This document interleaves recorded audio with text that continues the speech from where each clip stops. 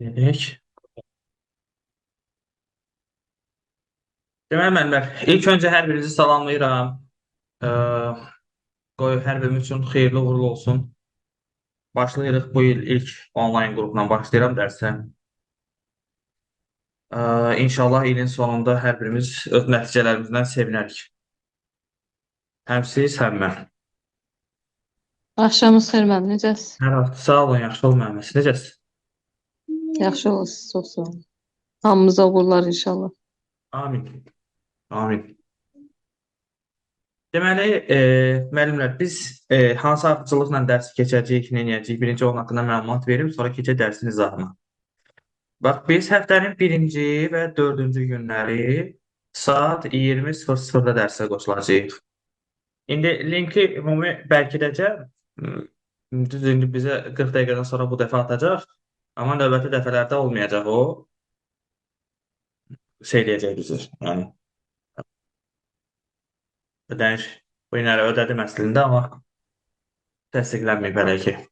Bu lisensiya versiyasına, premium versiyası olanda atmayacaq bizi bayra Zoom. Amma hər dəfəsində eyni linklə qoşulacağıq, yəni fərq eləmir. Deməli, birinci, dördüncü günlər 20:00-da bizim normal informatika dərslərimiz olacaq.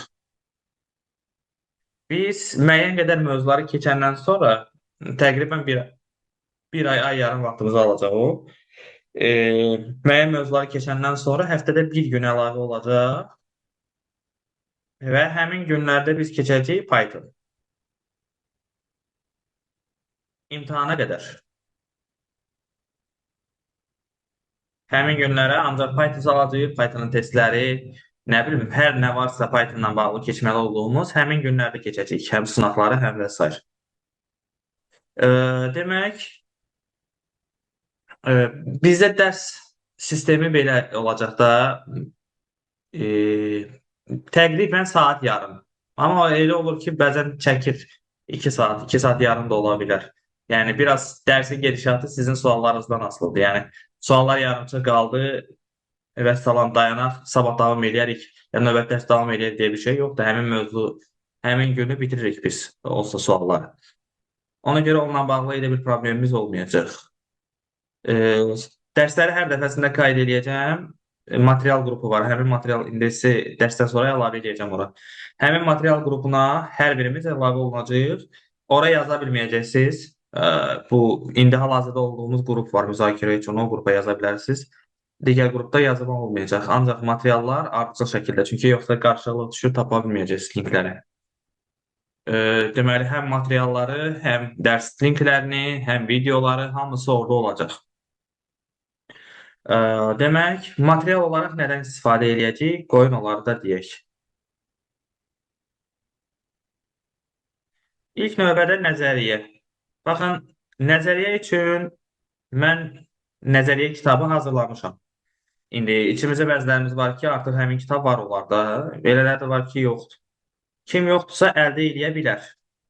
Ya olduğunuz bölgədə mağazalara desəz, əgər varsa orada əldə edə bilərsiniz. Bilmirəm, qalıb yoxsa yox, var yoxsa yoxdur. Çünki mən ümumi avtoylara verirəm, harda qalıbsa yoxsa yox. Əgər kimdə də yoxdursa, o menecerin nömrəsi var. Ora qeyd edin. Bölgədə olanlar gelib poçtla əldə edə bilər, yəni poçtla göndərə bilərik. Əlimizdə olan nəzəriyyələrdə də istifadə edə bilərsiniz. Əgər başqa nəzəriyyə kitabları varsa, oradan da rahat şəkildə istifadə edə bilərsiniz. Fərq eləmir. Yəni, əgər oxumağa belə xüsusi düzeylə elə bölmələr var ki, onsuz da sırf nəzəriyyədə oxumaq lazımdır. Praktik bölmələrdə özünüz üçün qeyd götürmək daha yaxşıdır. Düzdür, kitabda yazmışam çox şeyi, amma yenə də öz başa düşdüyümüz, anladığımız şəkildə onları dəftər tutub qeydləmək daha məqsədə uyğundur. Və xüsusən praktik mövzular, həmçinin Python, alqoritmlər və s. onlarda mütləqdir ki, özümüz üçün qeyd eləyək, öyrənək. Test olaraq nədən istifadə edəcəyik? Mən indi hal-hazırda test üzərində işləyirəm, test toplusu olacaq. Amma yəni test toplusuna qədər mən də həmin toplunun materiallarını sizə onsuz da atacağım, yəni işlədəcəm. Hələ ki, kitab çıxana qədər PDF şəklində sizə yollayacağım, işləyəcəyik. Öz vəsaitim. Amma tək o olmayacaq. Biz istifadə edəcəyik Codera-dan. Həmçinin istifadə edəcəyik Dimlə və müəyyən qədər də Ər-Raydan da istifadə edəcəyik. Yəni tam yox, müəyyən bölmələri oradan işləyəcəyik. Bir də bizim özümüzün də fərdi sınaqlarımız falan olacaq. Dərsin sonunda quizlər, mövzu sonu quizləri, bir də axırda ümumi sınaqlar olacaq. Ümumi həm təkrar olur, həm də sınaqlar olur. Onları da eləyəcəyik. Bura qədər sual olan yoxdur ki, hamıya aydındır da bizim nə iş görəcəyimiz biləcək. Müəllim, bir sualım var idi. Buyurun. Sizin test topluluğunuz məndə var idi 2022. Onun üzərində də düzəlişlər olunub, yeni test topluluğu Hə, deyirdiniz. elə bil ki 2022-dən bu yana xeyli vaxt keçib də, istər-istəməz Hı hı. sual tipləri dəyişib, yeni şeylər var. İndi o həmin yeni şeyləri əlavə edirik. İndi bir neçə müəllimdir, kömək eləyirlər sağ olsunlar. Həm Azərbaycan, həm Rus bölməsi üçün ikisi birlikdə olacaq. Yəni həm Rus bölməsi üçün ayrıca kitab olacaq, həm də Azərbaycan bölməsi üçün. İndi nə Aydındır vaxtda müəllim. hazırlar, dəqiq bilmirəm, yalan deyərəm onu. Çünki bir xeyli iş gedir də üstündə. Amma yəni biz oturub o kitabın çıxmağını gözləməyəcəyik də, bölmə-bölmə işləyəcəyik biz. Biz yolumuza davam edəcəyik. Nə vaxt çıxar, həmin vaxtı versə eləyərik. Belə, aydın müəllim, çox sağ olun. Hə, kitab bilirsiniz, kitab əslində rahatdır əl altında olanda, amma yəni yoxdur deyə işimizi axsadan deyilik. Digər kitablar da əslində mən bu kitabları PDF şəklində sizə yollayacağam. Kimdə özü var o heç. Yəni lazım olan hissələrin hansı hissəni ki işləyirik, həmin hissəni mən sizə PDF şəklində göndərəcəm. Həm öz vəsaitimdən, həm də bunları. Belə.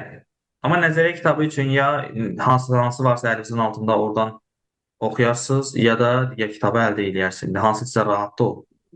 Yəni əsas məsələ hazırlıqlı olmaq mövzulara. Bir neçə dənə nəzəriyyə kitabı var. Yəni konkret indi hansını alım mən? Müəllimə, Bir neçə əslinə dənə var. qalsa, baxın belə deyim də, biz müəllimik ya da digərlərdən limigə hazırlaşanlardan müəllim olmağa hazırlaşır. Yəni müəllim belə deyək də aşağı-yuxarı hamısından məlumatlı olmalıdır. Ona görə mümkün qədər əgər varsa əlinizdə bir neçəsi, indi məsələn orada bələdçi falan varsa ona ehtiyac yoxdur. Çünki çox aşırı dərəcədə səhv var nəzəriyyənin içində. Ona ehtiyac yoxdur. Amma başqa belə Başqa kitablar var bir də. hə, yəni Başqa hansısa kitablar. varsa orada Məsələn, mümkün Miqa gedəndə ondan istifadə eləmişdim. Yəni o kitabların hamısı qalıb. hansı kitabların nəzəriyyəsidir, hansı nəzəriyyələrdir? 5-6 dənə nəzəriyyə var, bilmirəm. Bir şey olmaz, siz mənə dərsdən sonra atarsınız, baxaram onlara, problem deyil. Yetər ki bizə lazım olan bu testə düşən, sual-cavabda soruşulan hər bir şey, yəni bizə lazım olan bütün Düşəni material. də. Hə, bütün material onun içində varsa, mənim üçün prinsip olaraq fərqi yoxdur. Yəni məcburiyyət yoxdur. Sırf mütləq mənim kitabımı kimsə alıb oxumalıdır deyə. Yəni önəmli olan Nə şey düşəcək onu oxuyuram. hə, yəni sizin önəmli olan məsləhətiniz. şey o material onun içində olsun. Əgər bütün material varsa problem yoxdur. Və siz əslində kitab yazmaq mənim aşırı dərəcədə çox vaxtımı alır. Prosta yox idi keçən il. Yəni nəzəriyyə oxutmağa tapa bilmirdim də belə deyək. Yəni hərəsindən biraz. Bir çox kitablar magistr üçün yazılıb. Proqramın böyük hissəsi içində yoxdur. İlk üçündə cəhdlər var, amma belə normal bir kitab qarşıma çıxmadı. Ya gərək orta məktəb kitabından oxudasan, o da hamısı yoxdur içində. Müəllim, bəs Dimin kitabı necə? Dimin kitabı var. Dimin kitabı pis deyil, amma mənfi tərəfi nədir? MİQ-in bütün mövzuları, sertifikasiyanın bütün mövzuları içində yoxdur. Hə, aydındır müəllim. Çünki Bir də o MHŞ-in kitabı var, amma orada sanki daha qısa verilib konspektlər şəklində. Vallahi bilmirəm. Mənim üçün prinsip olaraq fərqi yoxdur harda oxumağınız. Əsas önəmli olan, yəni o dərsə hazırlıqlı olmaq. MHŞ-in kitabına açıqdısan baxmamışam, yalan deyirəm. İçindən xəbərim yoxdur. Hə, Ona magistr görə vaxtı istifadə eləmişəm MHŞ-in. Amma hə, MİQ-də istifadə eləməmişəm. məlumatsızam, yalan deyirəm yəni. Mən keçən il çox problem yaşayırdım. Ona görə belə düşdüm də üstünə 2 ay bayağı bir əziyyət çəkdim. Gecə yatmaya oturun işdə. Kitab halına saldım. Çünki müdavimlər çox deyirdilər ki, müəllim bir kitab olsun, kitabdan oxuyaq. Bilək ki, əlimizin altında kitab var, vəsait var, vəsait.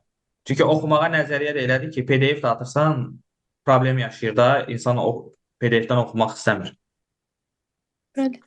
Hə, ona görə yəni kitab olaraq var. Kim istəyirsə, əldə eləmək istəyirsə alsın, oradan oxusun. Yox, əgər kimin əlində başqa bir nəzəriyyə varsa, yenə də problem yoxdur. Biz Yəni onu oxuyaq. Şey, əsas məsələ sual cavab eləyəndə suallara cavab verək, testləri işləyə bilək və salam. Yəni önəmli olan şey odur. Mən onsuz da demək olar ki, hər şeyi burada deyəcəm. Bəzi mövzular var, sırf nəzəriyyədir. Məsələn, proqram təminatının ya da nə bilim, ə, elə bölmələr var orada. Məsələn, informasiya cəmiyyəti, nə bilim, informasiya sistemləri, izah olunması demək olar ki, bir şey yoxdur da, hamısı əzbərdir. Ona görə onları nəzəriyyədən əzbərləyib öyrənmək lazımdır. Yəni, testləri də nəzərdə düşürüyor. Məndə gündüz müəllimin ilkin anlayışları vardı, PDF vardı. Onu çıxartdırmışam özüm üçün. Ya, problem 82 nədən səhifə siz oxuyun? idi. Valla mən baxmamışam ona, o da nədirsə.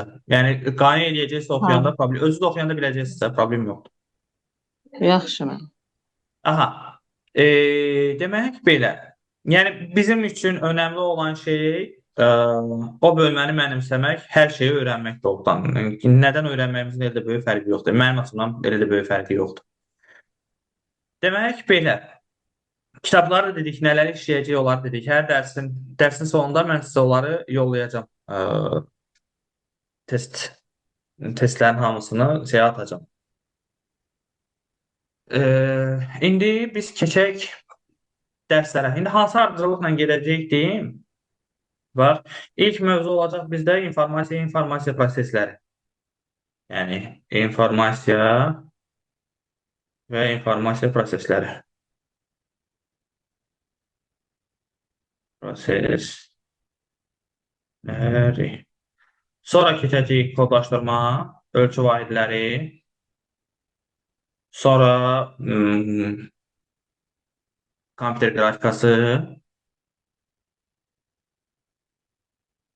Sonra keçəcəyik biz say sistemləri. Sonra keçəcəyik riyazi məntiq.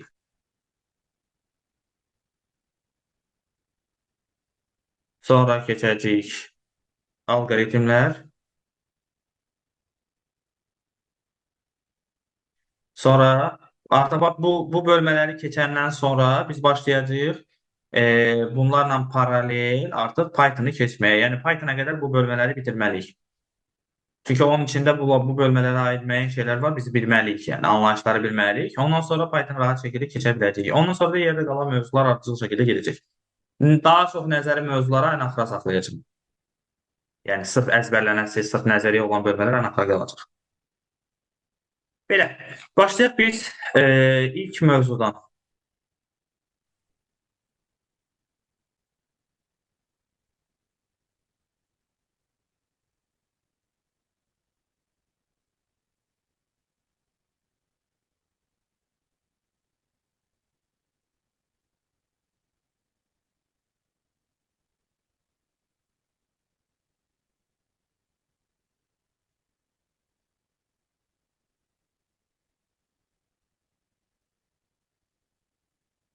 Deməli, başlayırıq lap başdan. Elə bu liseyin üstündə gedəcəm ki, ümumi anlayışımız olsun. Deməli, informatika termini iki sözün informasiya və avtomatika sözlərinin birləşməsindən əmələ gəlir və informasiya, məlumat, xəbər, şərh, izah bu anlamlardan birinə gəlir. Avtomatika da avtomatik sözü özü-özünə hərəkət edən, özü-özünə yeriyən anlamına gelir. Yəni, avtomatlaşdırılmış informasiya emalını adlandırmaq üçün olan sahəyə deyirik biz nə? İnformatika. İnformatikada digər ən önəmli məsələ verilən anlayışıdır. Yəni, əslində informasiya anlayışı informatikada verilən anlayışına çevrilir. Verilən deyəndə nə başa düşülür? Kompüterə daxil edilən, istənilən məlumat veriləndir. Amma biz informasiya nəzəriyyəsi açısından bütün verilənlər informasiya deyil.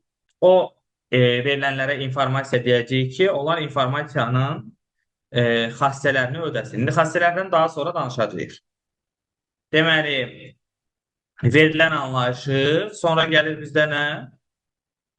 İnformasiya anlayışı və informasiyanın bir sonraki halı, yəni emal edilmiş halı adlanır bilik.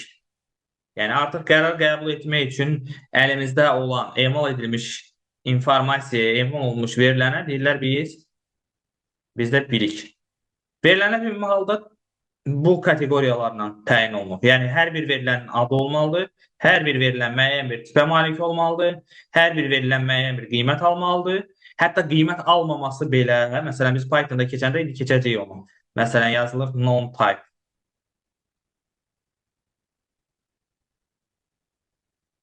Yəni heç nə belə deyək. Amma o heç nə dediyimiz şey də müəyyən bir dəyər alır və o dəyərə biz non dəyəri deyəcəyik. Sonra bir də struktur xarakteristikaları var. Yəni verilənlərin müəyyən bir strukturu olmalı. Yəni bu ağac strukturu ola bilər, nə bilim, müxtəlif strukturlarda ola bilər. Tipə görə 4 dənə alt kateqoriyaya bölünür. Mətin tipli, hesabi tipli, məntiqi tipli və göstərici tipli.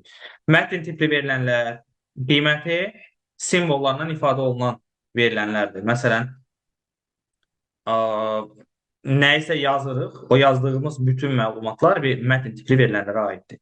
Hesabi tipli ya da rəqəm tipli verilənlər qiyməti rəqəmlərlə ifadə olunan kəmiyyətlərdir. Məsələn, deyirəm ki, 2, 7, 13 və s. Bax, bunlar hər biri hesabi tipli verilənlər adlanır.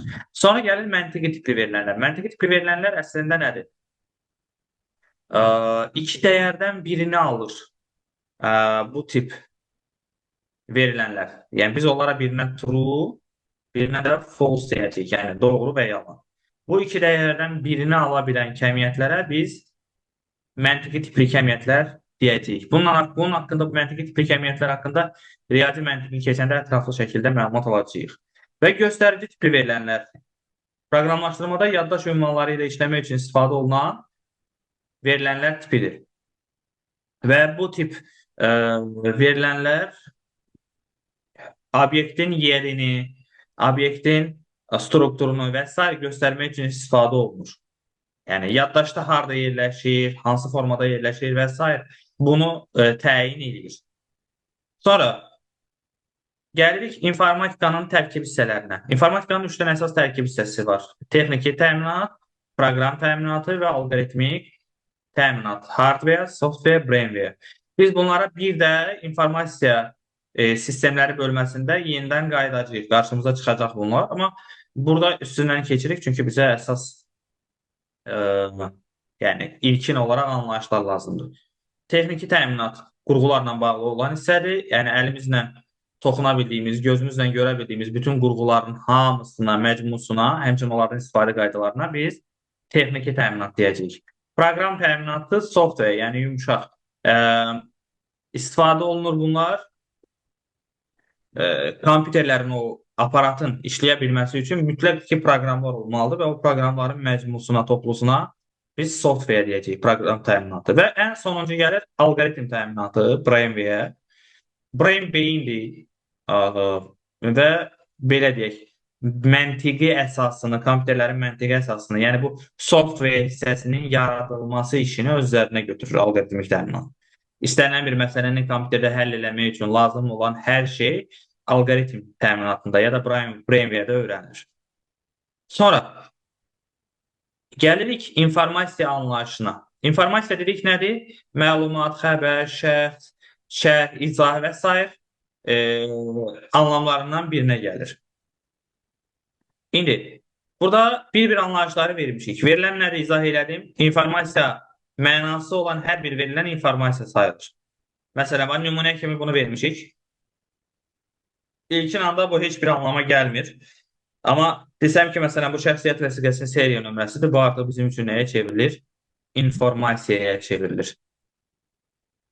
Sonra bilik dərilik nədir? Dərk edilmiş, emal edilmiş informasiyaya deyirik. Sonra gəlirik siqnal anlayışına. Baxın, siqnallar iki formada qarşımıza çıxır. Analog siqnallar və diskret siqnallar. Analog siqnallar kəsilməz yaxud fasiləsiz siqnallar adlanır. Bu bizim birbaşa hiss üzvlərimizə təsir edən informasiyalardır. Yəni müəyyən zaman müddətində, bax bunu sxematik olaraq orta məktəb kitabında belə veriblər. Deyək ki, səs dalğasıdır, bu şəkildə yayılır. Müəyyən A zamanından B zamanına qədər informasiya nədir? Kəsilməzdir. Diskret formada olanda, yəni rəqəmsal formada olan siqnallar isə bu şəkildə ötürülür. Deyək ki, bax bu hər bir dəyəri ayrı-ayrılıqda götürürük və sonra onu kodlaşdırırıq. Deyirik ki, bax məsələn bu biridir, sonra bu ikincisidir, bu üçüncüsüdür və s. Hər biri müəyyən bir diskret qiymət alır. Yəni ya 0 ya 1 qiymətini alır. Bu halda hər bir mərhələni qiymətləndirmək olur. Ən low dildə, ən sadə formada desək belə düşünə bilərik. Baxın, tutaq ki, mən danışıram, siz eşidirsiniz. Bu səs dalğasıdır. Səs dalğası hardan qəbul olunmasından asılı olmayaraq dalğa şəklində yayıldığına görə kəsilməz, yəni analog informasiyaya aiddir. Mən bu səsi götürüb kompüterdə yazıb saxlamaq istəsəm, onu sıfırlara və birlərə çevirməli olacağam. Bax, o sıfırlar birlər ardıcılığı şəklində, kod şəklində saxlanılan o səs artıq olacaq diskret, yəni rəqəmsal informasiya ya da rəqəmsal siqnal. Sonra davam edirik biz. Gəlirik informasiyanın növləri. Baxın, informasiya düzdür, orta məktəb dərsliyində, həmçinin DİM-in kitabında belə bir şey veriblər. İnformasiyanın növləri deyiblər və ümumilikdə ancaq bu 5 dənəsinə aid ediblər. Əslində informasiyanın növləri öyrənmə sahəsindən görə dəyişir. Məsələn, qavrama üsuluna görə informasiyanın növləri bunlar saydıqlarımız. İndi deyəcəyik nəsə. Qavrama üsulu deyilənə nəzərdə tutulur, yəni qəbul eləmə yolumuza götürmə, həmin informasiyanı qəbul etmə yolumuza görə informasiyalar olur bu şəkildə. İndi burada vizual görüntü informasiyasıdır, gözümüz vasitəsilə görürük. Audio səs informasiyadır, qulaqla qəbul edirik. Dad informasiya dilimizlə qəbul edirik. Qoxu burnumuzla, taktil də toxunmadır, dəri vasitəsilə qəbul etdiyimiz informasiyalardır. Məsələn, əlimizi çaydana vururuq, qaynardır ya da soyuqdur, təyin edirik və s. Sonra gəlirik informasiyanın xassələrinə. Baxın, informasiyanın xassələri dedikdə nə nəzərdə tutulur? Biz dedik ki, bayaqlarıq, informasiya, xəbər, məlumat və s. deməkdir. Amma informasiya nöqteyi nəzəriyyəsində, yəni informasiya nəzəriyyəsi baxımından hər məlumat, hər xəbər informasiya deyil. Hansı məlumat, hansı xəbər informasiya olacaq? Bax, burada gördüyümüz bu xassələri əslində təkcə bunlar deyil. Bir çox kitabda fərqli-fərqli verirlər. Sadəcə orta məktəb üçün bunlar kifayət elədiyinə görə bunları yazmışam. Baxın, birinci gəlir aydınlıq, anlaşıqlıq xassəsi. Nə deməkdir o? Yəni, əldə elədiyimiz məlumat başa düşülən olmalıdır. Deyək ki, mən bu dəqiqə burada Çin dilində danışsam, mənim verdiyim məlumatlar informasiya olmayacaq. Çünki siz onu başa düşməyəcəksiniz. Yəni, başa düşülən, anlaşılır olmasına deyirik nə? Aydınlıq xassəsi. Sonra gəlir ikinci, tamlıq xassəsi. Tamlıq nədir? Hər hansı bir qərar qəbul eləmək istəyirik. O qərarı qəbul eləmək üçün əlimizdə olan məlumat tamdırsa, biz ona deyirik tam məlumat, yəni informasiya. Yəni nə deməkdir o? Məsələn, deyək ki, bax, mən bu günləri Aysel müəllimə qrupda yazdı ki, dərsimiz nə vaxtdır, dərs saatları nə vaxtdır? Çünki onda olan məlumat tam deyildi. Başa düşüldü necə? Məsələn, biz dedik ki, mən elan elədim ki, həftənin 1-ci 4-cü günü 20:00-da Zoom proqramı vasitəsilə dərsimiz olacaq. İndi dərsə qoşulmaq istəyən bir adam üçün qərar qəbul etməyə kifayət elədi mənim verdiyim məlumat. Artıq 20:00-da dərsə qoşulmaq istəyən hər kəs oturdu və başladı həmin dərsi izləməyə. Yəni, bu oldu bizdə nə? İnformasiyanın tamlığı. Amma mən desəydim ki, məsələn, dərsimiz bugün olacaq. Və salam. Və başqa heç bir məlumat vermirəm. Deyirəm ki, bugün dərsimiz olacaq. Siz saatını bilmirsiniz. Avtomatik olaraq soruşacaqsınız da, saat neçədə olacaq, nə ilə keçəcəyik və s. Sonra gəlirik aktuallıq xassəsi. Aktuallıq nədir? Bir növ dərd məsələsinə bənzəyir. Yəni, bugün bu informasiya aktualdır, sabah deyil. Ən rahat, məsələn, dünənin hava haqqında məlumatı bizim üçün aktual deyil, amma sabahın hava haqqında məlumatı bizim üçün aktualdır. Çünki sabahı yaşayacağıq, dünəni isə yox. Yəni, o artıq bizə lazım olmayan məlumatdır, aktual deyil bizim üçün, o da məlumatdır, amma aktual deyil. Amma məsələn, sabah əynimizi necə geyinək, nə bilim, nəyəsə bir iş görməliysə, o işi görək, görməyək, bunu təyin etmək üçün mütləqdir ki, o məlumat bizim üçün aktualdır. Sonra gəlir adekvatlıq. Əldə olunan məlumatın məqsəd və vəzifələrinə nə dərəcədə uyğun olması ilə ifadə olunur. Məsələn, sadə bir nümunə verim bundan bağlı. Deyirəm ki, ə, bizim hər birimizin məqsədi ya sertifikasiya imtahanında, ya da MIQ imtahanında uğur əldə etməkdir. Salam Nurani müəllimə, salam. Hər vaxtınız xeyir. Deməli, bizim məqsədimiz hər birimizin sertifikasiyada ya da MIQ imtahanında uğur əldə etməkdir. Və biz öyrənməyə başlayırıq bu gün nəyi? İnformatikanı. Amma mən bu gün oturub tarix dərsi keçsəm, həmin məlumat sizin məqsədinizə və vəzifələrinizə uyğun olmayan məlumat olacaq. Yəni informasiya olmayacaq. Məlumatdır, amma informasiya deyil. Yəni adekvatlıq hadisəsini pozur. Sonra gəlir etibarlılıq. Bəzən ona dəqiqlik də deyirik. Etibarlılıq deyəndə nə nəzərdə tutulur? Əldə olunan informasiya, əldə olunan məlumat ə, etibarlı mənbədən olmalıdır. Yəni biz onu istəyəndə yoxlaya bilməliyik. Bilməliyik ki, bu məlumat əlimdə var. İstəyən vaxtı da gedirəm, yoxlayıram, sustururam, deyirəm ki, bu belədir, bu belədir. Məsələn, nəyə bənzəyir? Biz ağır bir müharibə dönəmindən keçdik. Hər gün qəribə məlumatlar yayılırdı. Filan şey olub, feşman şey olub. Amma biz hamımız gözləyirdik ki, Müdafiə Nazirliyi otursun, onunla bağlı məlumat versin. Müdafiə Nazirliyi məlumat verirdisə, biz onu etibarlı olduğunu düşünürdük və inanmalıydıq. Amma məsələn, hər hansı TikTok hesabı götürüb onunla bağlı məlumat yayır. Həmin mənbə etibarlı olmadığına görə məlumatın özü də etibarlı hesab olunmur. Sonra növbəti gəlir bizdə müəlliməni qəbul edək. Gəlir bizdə obyektivlik hadisəsi. Obyektivlik nədir deməkdir? Heç kimin fikrindən, iradəsindən, düşüncəsindən asılı olmadan mövcud olan informasiya obyektiv informasiya sayılır. Nümunə verirəm. Deyirəm ki, Rusiya böyük ölkədir. Deyirəm ki, bax, Rusiya böyük ölkədir. Ya da məsələn deyirəm ki, deyək ki, nə yazaq? Başqa bir nümunə verək. Deyirəm ki, tutaq ki, Azərbaycan isti ölkədir. Mən Bax, ibtidai sinifdə adi keçirik uşaqlara tort mənim üçün dadlı desertdir də məsəl üçün. O mənim üçün keçərlidir. Yəni başqaları onu qəbul edə bilməz. nümunə üçün o tipdə bir şeydir. Bax, Rusiya böyükdür. Mənə görə böyükdür. Bir başqasına görə kiçikdir. Yəni nisbi bir şeydir.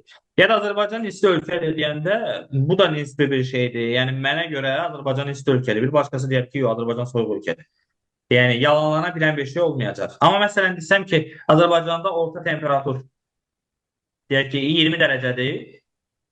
Ya da desəm ki, Rusiyanın ərazisi nə bilim bu qədərdir. Bu artıq olacaq obyektiv informasiya. Aydındır? Ya da deyirəm ki, məsələn, Günəş yerdən çox uzaqda yerləşir. Yəni bu subyektiv bir fikirdir. Amma məsələn mən desəm ki, Günəşlə yer arasındakı məsafə bu qədərdir. Bu olacaq obyektiv. Lap ən sadəsini deyək. Deyirəm ki, hava soyuqdur. Yəni mənə görə soyuqdur, bir başqasına görə istidir ya da normaldır. Amma mən desəm ki, havanın temperaturu məsələn deyək ki, 30 dərəcədir. Bu artıq olacaq obyektiv məlumat. Yəni obyektiv məlumat odur ki, dəyişdirilə bilmir. Obyektiv məlumat odur ki, heç kimin fikrindən, iradəsindən, düşüncəsindən asılı bir şey deyil. Yəni o var. Və salam. Bu oldu bizdə informasiyanın xassələri. Sonra gəlirik informasiyanın təqdim olunma formalarına. İnformasiyanın təqdim olunma formaları hansılardır? Baxın. Birinci, mətn informasiyası. Yəni yazı şəklində fikrimizi ifadə eləmək. Tutaq ki, məsələn, məktub yazırıq və s. Sonra, 2, ədədi informasiya. Məsələn, deyirəm ki, atıram da, deyirəm ki, sabah saat neçədə görüşək? Biri yazır, 18:00. Bu məlumat artıq ədədi informasiya oldu. Yəni fikrini çatdırmaq üçün birbaşa ədədlərdən istifadə elədi. Sonra gəlir qrafik informasiya. Məsələn deyirəm ki, e, nə bilim, nəyinsə şəklini çəkirik, sxemini çəkirik, nə bilim, diaqramını qururuq, xəritəsini çəkirik. Bunlar hər biri olacaq nə? Qrafik informasiyaya nümunələr. Sonra gəlir səs informasiya. Məsələn, bax, səhərdən danışıram, mənim verdiyim informasiya səs informasiyasına aiddir. Hərçənd ki, müəyyən yazılar, şəkillər çəkirəm, amma ümumi verdiyim məlumat səs informasiyasına aiddir. Sonra gəlir video informasiya. Filmlər, kliplər və s.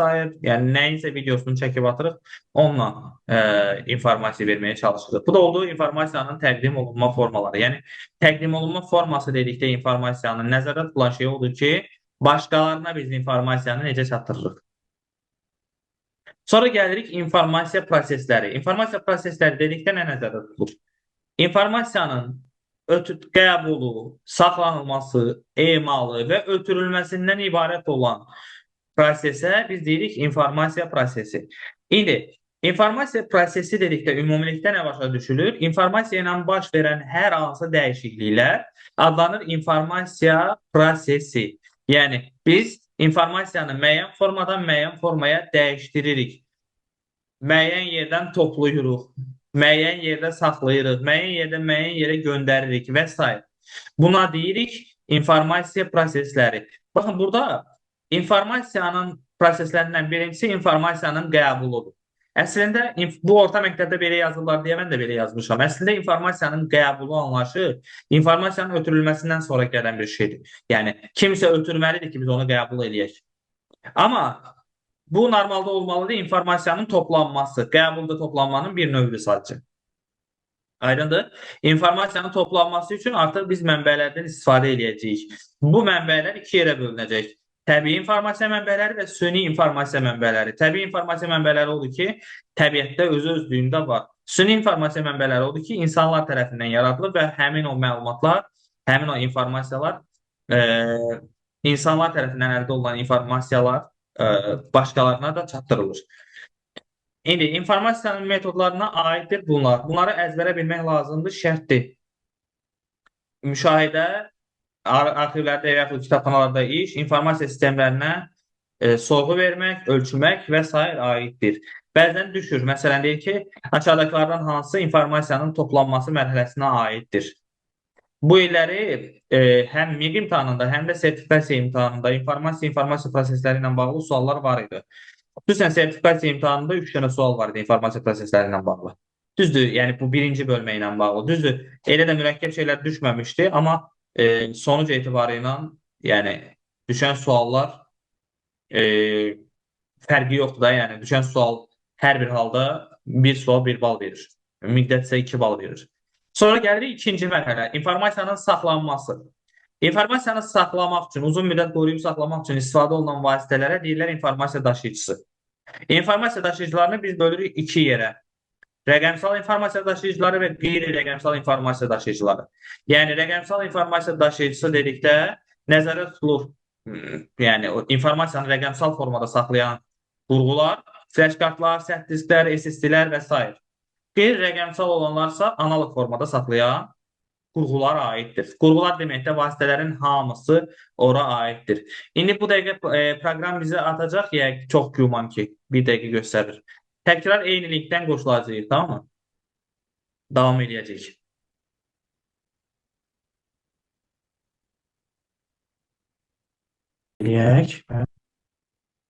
Davam edək. Deməli, biz qalmışdıq ən son informasiya daşıyıcılarında. İnformasiya daşıyıcıları dedik iki cürdür. Rəqəmsal və qeyri-rəqəmsal və onlar haqqında da danışdıq.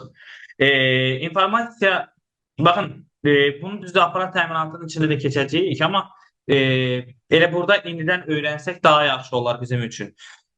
İnformasiyanın kompüterdə saxlanması üçün fiziki prinsipə görə aşağıdakı 4 kateqoriyadan istifadə edirik. Bax, bunlardan birincisi ilk perforasiya, dəlikli olanlardır, perfokat, perfolen. Birinci nəsil kompüterlərin əsas yaddaş vasitəsidir bunlar. Amma bu informasiyalar, bunlar yəni analog tipli informasiyadır. Baxmayaraq ki, dəlikli kartlardan istifadə olunur. Maqnit əsaslı olanlar floppy disklərdir, hard disk, streamer kasetidir, audio kasetdir və s. Bunlar bilirsiniz nədir? Streamerdən audio kaset. Bu köhnə video magnitofonlarda, sonra audio magnitofonlarda istifadə olunan kasetlər var deyə belə qara lenta şəklində olan. Bax, onlarda analog formada saxlanılır informasiyalar. Sonra optik yaddaşlardır, CD disklərdir, DVD disklərdir, bir də Blu-ray disklərdir. Blu-ray həcmcə digərlərindən daha böyükdür, amma texnologiya olaraq eyni şeydir. Sonra gəlirik elektron tipli yaddaşlar, yəni flash yaddaşlar. Bura aid mikrokartlar, flash kartlar, SSD-lər, mikro CD-lər və s. hamısı aiddir flash yaddaşlara. İndi hal-hazırda xarici serverlərdə saxlanıla bilən bulut yaddaşlarında istifadə olunur. Amma bir şey bilmək lazımdır da, informasiyanı saxlayırıqsa, buludda belə saxlayırıqsa, o buludun özü də yəni hər hansı hard diskdir. Aydındır, ya da SSD-dir. Yəni xüsusi serverlərdə saxlanılır, amma o serverlərin özündə də istifadə olunan yaddaş yenə burada gördüyümüz yaddaşlardan biri olur. Sonra gəlirik informasiyanın axtarışı və emalı mərhələsinə. Axtarışı və emalı dedikdə nə nəzərdə tutulur? Yəni informasiyanı əldə eləmişik, sonra onun içində çeşidləmə aparmaq, oradan nəyisə axtarmaq, onu nəyisə emal etmək, oradan nəyisə kodlaşdırmaq, bir formadan başqa formaya salmaq, hər biri aiddir informasiyanın emalı mərhələsinə və burada onları ayırmışam hər birini. Yeni informasiyanın yaradılması. Məsələn, suallarda düşür, yeni informasiyanın yaradılmasına aiddir. Bilirsiniz, bunlar abituriyentlərə düşmür, amma müəllimlər üçün qarşısına çıxa biləcək potensial suallardan biridir. Yeni informasiyanın yaradılması nədir? Yəni, əldə olmayan informasiyadan, yəni mövcud olan informasiyalardan hər hansı yeni bir informasiya, yeni bir nəticə almaqdır. Məsələn, deyək ki, şagirdə ev tapşırığı vermişik. Bax, adicə sizlə işləyirik də indi. Sizə mövzunu izah elədim, siz test edirsiniz. Bax, bu yeni informasiyanın əldə olunması mərhələsidir. Çünki sizdə verilən bir informasiyadan siz yeni informasiyalar çıxarda bilirsiniz. Ya da nə bilim, bax, ən qəşəng nümunələrdən biri budur.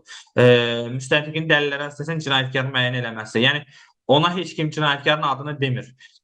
O dəlillərə baxır, başqa informasiyalara baxır, amma nəticə olaraq başqa informasiyanı əldə edir.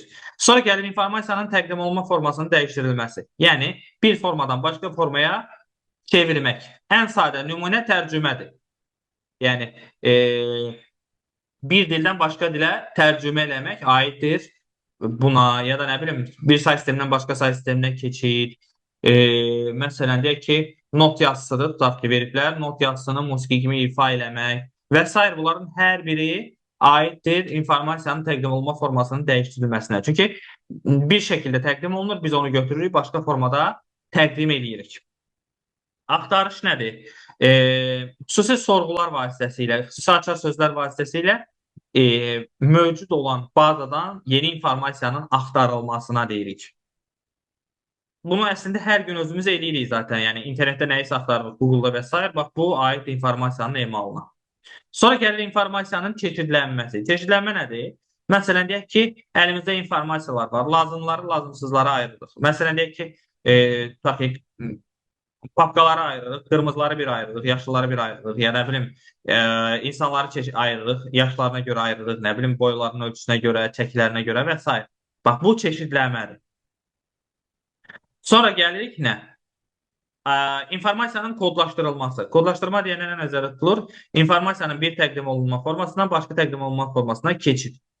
Yəni, insanın, belə deyək, adi analog formadan onun rəqəmli formaya çevrilməsi prosesinə deyirik kodlaşdırma. İnformasiyanın çevrilməsi, informasiyanın məzmun və həcminin dəyişdirilməsi prosesidir bu. Məzmunun dəyişdirilməsi, məsələn, tərcümə eləmək. Həcmin dəyişdirilməsi nədir? Arxivləşdirmək. Məsələn, sıxlaşdırma edirik, arxivləşdirmə edirik. Bu da yeni bir informasiya alırıq. Bax, buna da biz deyirik nə?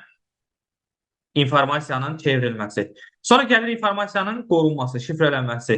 Bura aiddir Sezar şifrələnməsi, Afin şifrələnməsi və s. Yəni, informasiyanın təhriflərdən, kənar müdaxilələrdən qorunması üçün istifadə olunan bir vasitədir. İnformasiyanın şifrələnməsi. Sonra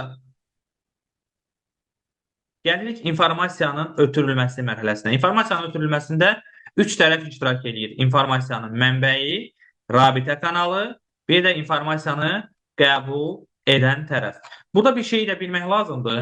Burada əgər ötürən və qəbul edən rəqəmsal qurğulardırsa, arada iki dənə yenilik olur. Məsələn, bunlardan biri olur bizdə deməli, analoq informasiyanı rabitə kanalına köçürmək üçün istifadə edirik çeviricidən. Yəni, kodlaşdırıcı qurğu və dekodlaşdırıcı qurğu istifadə olunur. Əlavə. İnformasiya mənbəyi informasiyanın alındığı yerdir. Hər hansı obyektdən alırsa, məsələn, indiki halda o obyekt mən oluram, informasiyanı verən tərəfim. Rabitə kanalı mənim səsimdir və informasiya qəbul edicisi də sizsiz. Burada bax, bunun haqqında da qısaca yazmışam burada. Yəni, kodlaşdırıcı və dekodlaşdırıcı qurğu da olur. Bu da oldu bizə informasiya prosesləri. Sonraki bölmə artıq gəlir informasiya miqdarının ölçü vahidləri. Açığı mən o bölməyə girmək istəmirəm. Burada dayanmaq niyyətindəyim. Müəllimə, siz necə düşünürsünüz? Məncə ki, informasiya prosesləri, onun testlərini filan işləyək, növbəti dərsə qədər yekunlaşsın. Bir dərsdə çox yüklənməyək. Amma bunu elə öyrənirik ki, yəni heç nə qalmasın da, heç bir detal. Nə düşsə eləyə bilək. Bütün məlumatlar. Çünki burada nəzəri məlumat çoxdur, amma hamısını əzbərə bilmək lazımdır da, vacibdir. Yəni, bizim olsa tələsmək, açığı desəm, çox belə sürətlə getmək, tələsmək istəmirəm, yalan nə deyim. Əslində bir ölçü vahidlərini keçmək olar. Yəni, bir çevirməni keçmək olar, ondan sonrasını saxlayarıq. Qalan növbəti dərsdə davam eləmək üçün. Onda gəlin belə deyək də, biz sizlə ölçü vahidlərində keçək bugün. Sonra bir dənə ölçü vahidlərini verəcəm. İndi testə baxaram, ondan nə işləmək olarsa, onu yollayaram sizə. İndi baxın, ölçü vahidləri deyəndə nə nəzərdə tutacağıq, ona baxaq. Baxın, bir çox, yəni ümumiyyətlə dünyada demək olar ki, hər şeyi müəyyən bir ölçüyə salıb ölçürük. Kütləni ölçürük, nə bilim, uzunluğu ölçürük, ən məlum olanları, məşhur olanları bunlar. Eyni qaydada informasiyanı da ölçürük. Amma informasiyanı ölçə bilməyimizə kömək edən şey onun kodlaşdırılan olmasıdır. Yəni, informasiya kodlaşdırılmasaydı, biz onu müəyyən bir ölçü vahidi ilə ölçə bilməyəcəkdik. Biz kodlaşdırılan informasiyanı ölçə bilirik. Kodlaşdırılan informasiya da nədir? Baxın, hər bir informasiya ikili kodla kodlanır. Yəni, ikili kodla kodlanmaq nə nəzərdə tutulur? Deyək ki, mən bir dənə A hərfini yazıram. Elə bax, onun üstündə göstərəcəm. A hərfi məndə belə bir koddan ibarət olur kompüterdə. Bu kodlar nə deməkdir? Baxın, 0 false halına uyğun gəlir. Yəni, siqnal yoxdur halı. 1 true halına uyğun gəlir. Buna da deyirik, siqnal var. Siqnal yoxdur, siqnal var. Niyə biz bu kodlaşmadan istifadə edirik? Çünki kompüterin detalları iki vəziyyətdə olan mikrosxemlərdən təşkil olunur. Nə deməkdir? Ən sadə halına baxaq da. Məsələn, deyək ki, bax, bir dənə elektrik dövrəsi çəkirəm. Bir dənə də lampa qoyuram bura, bax, belə. Bir dənə də açar qoyuram. Kulçator bildiyimiz ana dilimizdə. İndi bax, kulçator əgər birləşdirilsə, lampa yanacaq. Və birləşdirilən halına 1 deyəcəm. Birləşdirilməmiş, yəni açıq halına 0 deyəcəm. Və hər iki halı ayrı-ayrılıqda 1 bitlə ifadə edəcəm. Bu da 1 bit deməkdir, bu da 1 bit deməkdir. Yəni, bax, 0 da olsa 1 bitdir, 1 də olsa 1 bitdir. Və bit sözü binari digər sözündən, buradan bini, buradan da t'ni götürmüşük. İkili kod yaxud da 2 kod anlamını verir. 8 bitdən ibarət olan informasiya koduna 1 byte deyirik biz. Byte informasiyanın əsas ölçü vahididir. Və fərdi kompüterlərdə bir simvolu 1 byte-la nə edirik? Kodlaşdırırıq. Yəni, bir simvolumuz nə qədər olacaq? 1 byte olacaq. 1 byte da neçə dənə 0-1-dən ibarətdir? Bu 1 byte-dır da bizdə. 8 dənə 0-dan və 1-dən ibarətdir. Yəni, biz buna deyəcəyik 8 bit. 8-də 2 üstündə 3 deməkdir. Bunu yadda saxlayaq çünki sonrasında bizə lazım olacaq. İndi bundan əlavə digər ölçü vahidləri də var. Məsələn, mən bura baytı da yazıram. 1 bayt bərabərdir 8 bit. Yəni 2 üstü 3 bit. Hər bir ölçü vahidi baytdan başlayaraq, baytdan sonraki hər bir ölçü vahidi özündən əvvəl gələni 1024 mislidir. Məsələn, bundan buna keçmək üçün 1024-ə vurmalıyam. Bundan buna keçmək üçün 1024-ə vurmalıyam. Bundan buna keçid eləmək üçün 1024-ə vurmalıyam. Eyni qaydada bundan buna keçid eləmək üçün 1024-ə vuracam. Hər birində bu qayda ödənir. Hər birində 1024-ə vurmaq tələb olunur. Məsələn, deyək ki, atıram 1 terabaytım, deyirəm ki, bir deyəməyək də 4 terabaytım neçə bitdir? Axtarıram. Bunu tapmaq üçün nə edəcəm? Terabaytım buradadır, bitim də buradadır. 1 baytım 8 bitdir. Deməli, terabaytdan gigabayta gəlməliyəm. Bir dənə 1024-ə vurmalıyam. Gigabaytdan megabayta keçirəm. Bir dənə 1024-ə vurmalıyam. Megabaytdan kilobayta keçirəm. Bir dənə 1024-ə vururam. Və kilobaytdan bayta keçirəm. Bir dənə 1024-ə vururam. Və baytdan da bitə keçirəm. 8-ə vururam. Deməli, olacaq neçə? 4 terabayt axtarıramsa 4 vurulsun. 1024-də 2 üstü 10 deməkdir. 2-nin üstündə 10'a, bax buna görə. Sonra buna görə bir dənə də 2 üstü 10'a vurdum. Sonra buna görə bir dənə də 2 üstü 10'a vurdum. Buna görə bir dənə də 2 üstü 10'a vurdum və buradakı keçidə görə də 2 üstündə 3'ə vurdum. İndi bu aldı məndə bitlə cavab.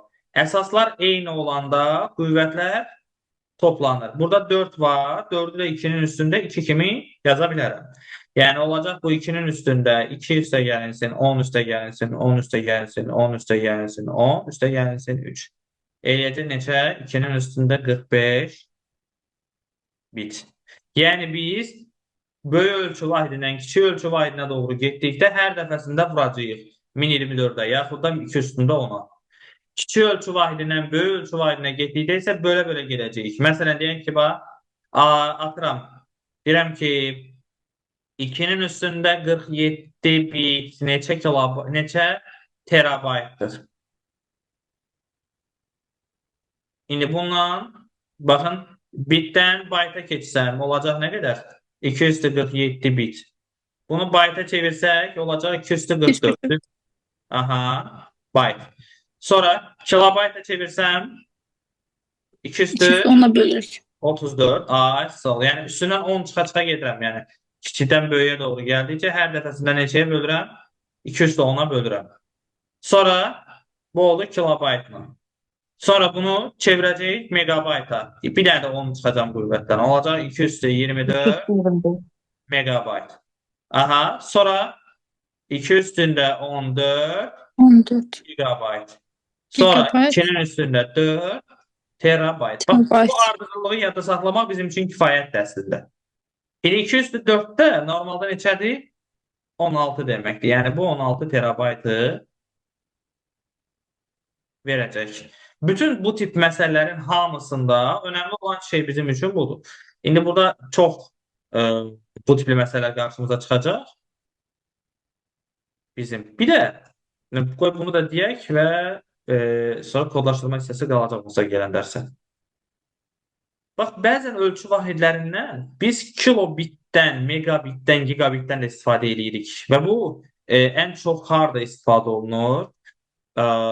İnformasiyanın ötürülməsi zamanı. Çünki orada əslində informasiyanın ötürülməsinin vahidi bit bölünsün saniyə. Biz bu bitdən qaçmırıq, ona görə yazılır kilobit bölünsün saniyə. Modemin arxasına baxsaz orada yazılıb bu. Megabit bölünsün saniyə, gigabit bölünsün saniyə. Aydındır və sair belə gedir. İndi bu nə deməkdir? Bax, 1 kilobitim əslində 2 üstü 10 bitdir. Yəni normalda kilo 2 üstü 10 deməkdir. Yəni 1024. Bitlər dəyişmir. Ona görə 2 üstü 10 bit olur. Məsələn, bax, tez-tez bizim qarşımıza çıxacaq. Deyirəm ki, 72 kilobit neçə kilobaytdır? Kilobayta çevirmək istəyirəm. Baxın, kilolar dəyişmir. Dəyişən nədir?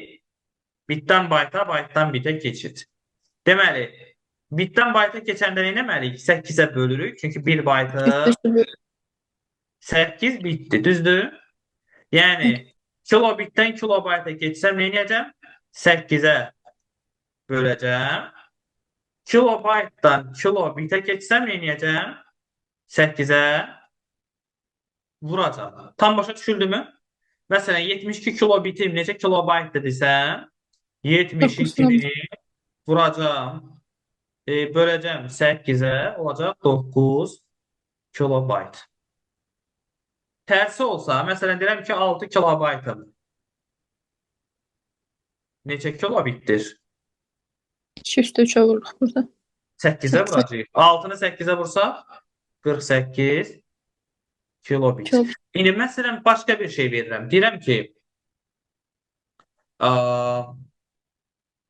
deyirəm 6 megabaytlıq informasiya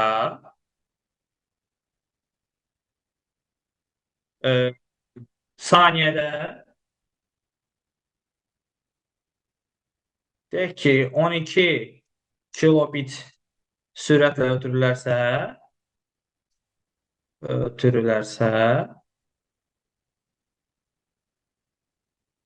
neçə saniyə lazım olur? İndi bunun biri megabaytlandır, biri kilobitlendir. Burada bir şey demək lazımdır. Ümumiyyətlə riyaziyyatdan bildiyimiz bir düstur var. S bərabərdir V vurulsun T. T zamandır, V sürətdir, S normalda gedilən yoldur. Biz bu düsturda S-i həcmlə əvəz edəcəyik sadəcə. Yəni həcmi tapmaq istəyəndə sürəti, informasiyanın ötürülmə sürətini sərf olunan zamana vururlar. İndi mən zamanı tapmaq istəsəm buradan T nəyə bərabər olmalıdır? S-i V-yə bölməliyəm mi? Evet. Amma indi məsələ nədir? T bərabərdir 6 megabaytı bölürəm 12 kilobitə. Bunun üçün nə edəcəyik? İlk öncə megabaytı neçəyə, kilobayta çevirməyin yolunu bilirəm. Neçəyə vurmalıyam? 2 üstü 10'a. 1024'ə, hə? 2 üstü 10'a. Hı, Yəni evet. 6 1024 kilobayt bölünsün 12 kilobitdir. Amma bu da bəs eləmir. Niyə bəs eləmir? Çünki bu kilobaytlandır, bu kilobitləndir. Bilir ki, kilobaytla kilobitin arasındakı fərq neçədir? 8 dəfədir də, düzdür? Yəni bu da bərabərdir 48 vurulsun 1024 kilobit bölünsün 12 kilobitə. Artıq eyni ölçü olduğuna görə bunları ixtisar eləməyə şansın var. Bunlar gedir, qalır 4. 1024'ü də 4'ə vuranda 4096 saniyə olacaq. Tam başa düşüldümü? Yəni ən çox informasiyanın ötürülməsində biz o kilobitdən, megabitdən, gigabitdən istifadə edəcəyik, qarşımıza çıxacaq.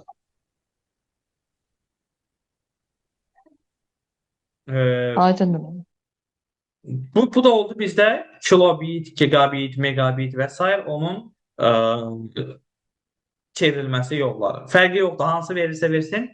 Əsas məsələ o bitlə baytın arasında 8 dəfə fərq olduğunu bilməkdir. Ondan sonrası asandır. Yəni ondan sonrası gedəcək. Belə.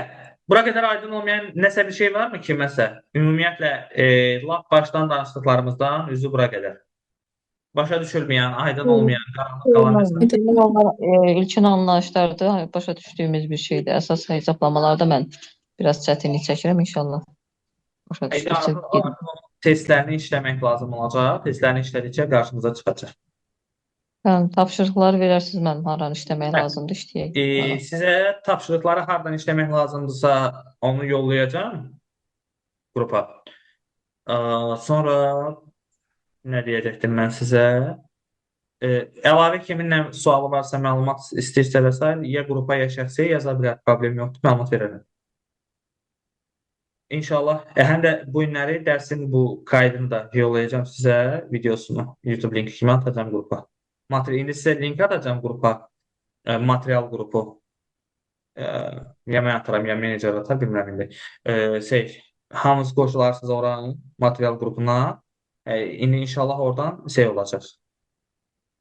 Yəni bir-bir dərsləri həm materialı, həm şeyi, həm ora qoşulsun ki, sonra ata bilim də ora. Yəni vaxtı yub atmadan.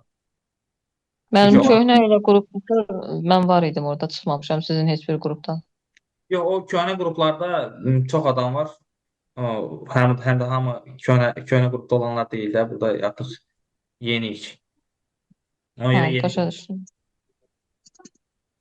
nə lazımdırsa şeyləri, materialları ora atacağam. Ora yaza bilməyəcəksiniz sonsuzda. Ardıcıl şəkildə düz orada qalacaq.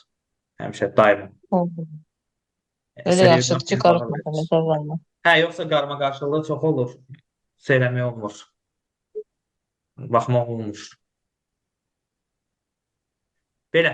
Kiminsə qaranlıq qalan bir şey varmı? Sualı olan, aydın olmayan nəsə? Bilmirəm, bir dənə tapşırıqlar atarsınız və salam. Tamam.